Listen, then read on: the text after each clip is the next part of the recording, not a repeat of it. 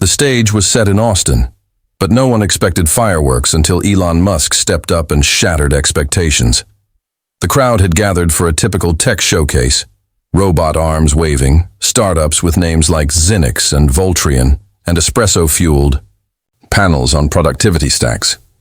Musk's name was late on the schedule, penciled in as a formality. But when he walked onto that bare-bones stage beneath the LED screen flashing, "Innovation is accountability," everything shifted. He wore a plain black tee, held a phone in one hand, and didn't bother with pleasantries. What he said hit like a shockwave. "Trump's so-called beautiful bill?" Musk looked up from his screen. "It's trash. Sorry, but it is. Outdated. Bloated. Written by people who think technology is tanks." The room froze. No laughter, no polite applause. Just silence that swallowed everything. Musk didn't stop. "We're propping up defense dinosaurs, funneling money into programs that haven't evolved since the Cold War, and ignoring the innovation we claim to support. It's not a bill, it's sabotage." The audience barely breathed. No one had ever heard him talk like this, not at an event this public, not about someone like Trump. Within minutes, the clips went viral. One video froze on Musk's face, with the words "dumpster fire" in bold.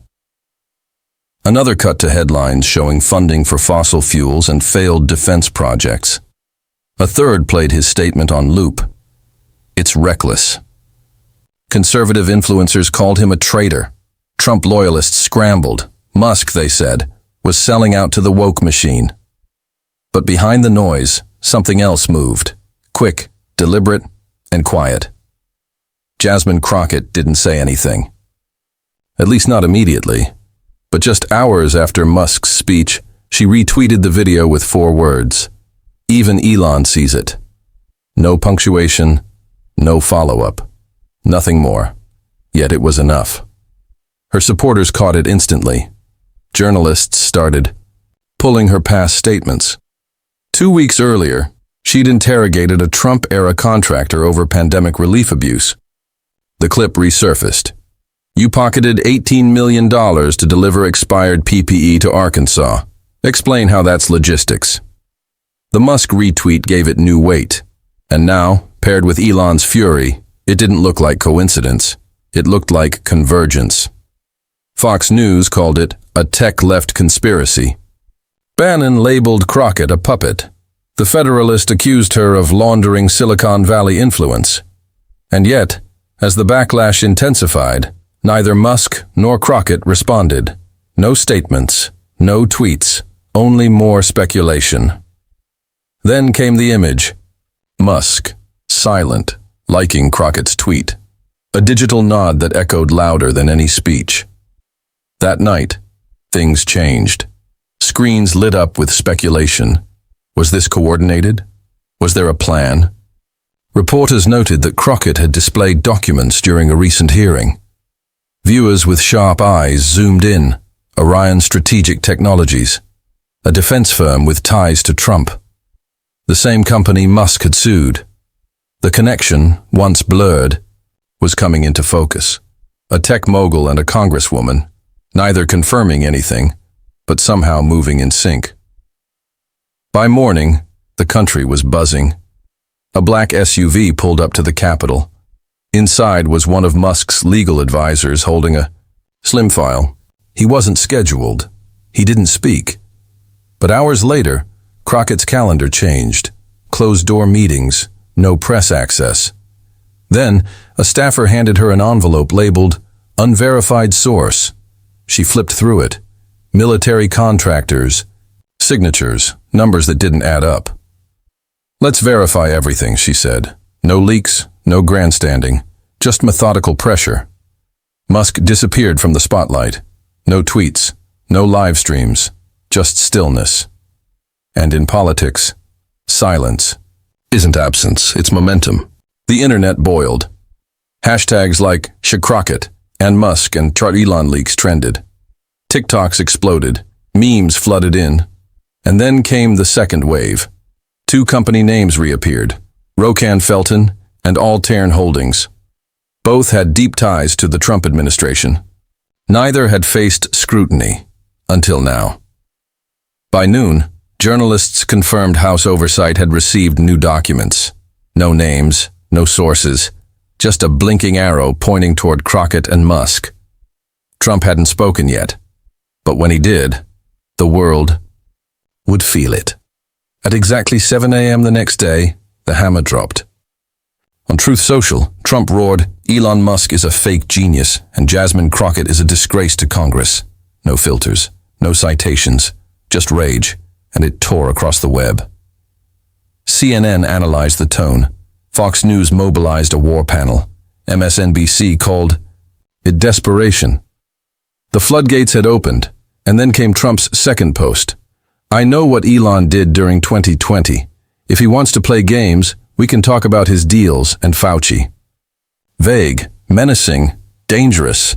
It didn't clarify, it inflamed. The third post was a video clip of Trump praising Musk in 2021, captioned, "Should have known." He was rewriting the past. His audience didn't know where to look. Meanwhile, Crockett stayed cool. When asked about Trump's insult outside an Austin breakfast, she smirked. "He's called someone a disgrace every day since 2015. I'm not special." The clip went viral, not for being loud, but for being steady. And Musk, still silent. But that silence had weight. He wasn't absent. He was building something. Then, news hit. House Oversight had received a USB drive, postmarked from Fremont. No return address, no note. But its contents sparked a new storm.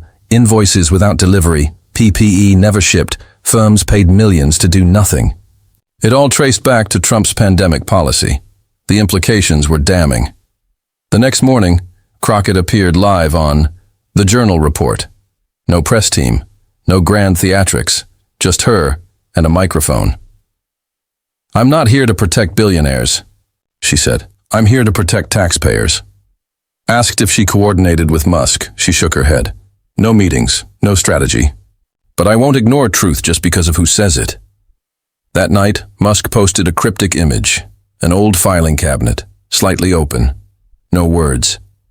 Moments later, Crockett retweeted it. "Keep going." That was all. No speeches, no plans. But now they were in step. One moved, the other echoed. The story wasn't about politics anymore. It was about proof. Trump didn't slow down. He posted through the night, claims, threats, accusations. He said Musk was trying to buy loyalty. He hinted at hidden dark money connections behind Crockett's rise. But the tone was shifting from fury to flailing. Viewers could sense it. He wasn't leading the conversation anymore. He was reacting to it. Political analyst Carmen Ortiz summed it up perfectly on her live stream. "Trump looks like he's spinning. Musk and Crockett, they're picking their moments." Behind the noise, the wheels were turning. The Oversight Committee's second floor buzzed with activity. Junior staffers cross-referenced invoices. Analysts combed through logistics contracts and vendor records. And in a closed room under bright lights, Jasmine Crockett sat still, reviewing the USB contents line by line. There were no smoking guns, no dramatic footage or confessions. But what she saw was damning. Dozens of invoices, millions of dollars, moved, no services rendered. And it all pointed back to two agencies, both favorites under Trump's emergency procurement strategy. A wireless company billed $14 million to boost emergency bandwidth. No networks activated. A logistics firm got millions to upgrade PPE routes, never delivered a single unit. Crockett asked one question to her team. "How airtight is this?" A senior aide answered, 90% verified, the rest needs subpoenas." She nodded, leaned back and said, "Not yet, let it simmer." Timing was everything. Drop it too soon, it vanishes in noise. Too late, and people think you're hiding. But in the space between, people listen. Back on the Hill, whispers turned to nervous chatter. Reporters called nonstop. GOP aides circled wagons. Some Democrats, too, got uneasy. Two up for re-election asked Crockett to dial it back.